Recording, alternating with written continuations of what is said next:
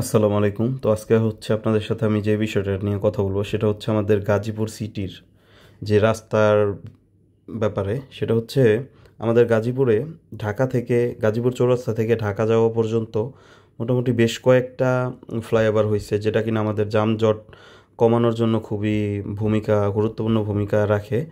যেমন এটা হচ্ছে আমাদের গাজীপুর চৌরাস্তার যে ফ্লাইওভারটা, এই ফ্লাইওভারটা হওয়ার কারণে অনেকটা সুবিধা হয়েছে, যেটা কিনা আমরা সাধারণ মানুষ ভোগ করতেছি। তো এরকম ঢাকা রোডে যাওয়ার সময় আরও 3-4টা ছোট ছোট ফ্লাইওভার আছে, বগুড়া বাইপাস ফ্লাইওভার আছে, ইভেন টঙ্গীতে যে বড় ফ্লাইওভারটা হয়েছে সেটা একবারে ঢাকা পর্যন্ত আমরা খুব ইজিলি অ্যাক্সেস করতে পারি। বাট দুঃখের বিষয় হচ্ছে যেটা যে আমাদের দীর্ঘদিনের যে ভোগান্তির যে জিনিসটা, সেটা হচ্ছে আমাদের যাদবপুর রেলওয়ে যে ক্রসিং, সেখানে একটা ফ্লাইওভারটা আসলে দরকার। সেই ফ্লাইওভারটা কখনোই মানে এখনও পর্যন্ত হচ্ছে না। তো সেটা হচ্ছে আমাদের দুর্ভোগের কারণ।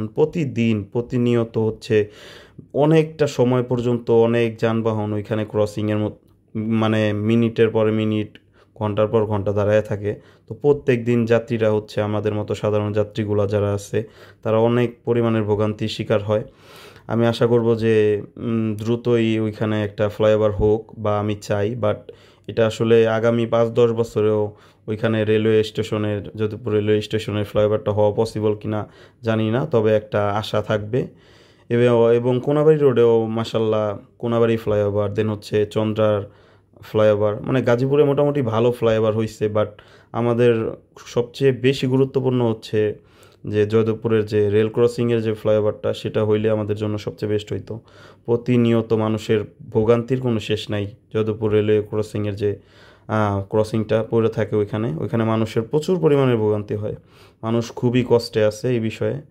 তো এটাই ছিল আমার একটা বলার বিষয়। ধন্যবাদ সবাইকে। আসসালামু আলাইকুম।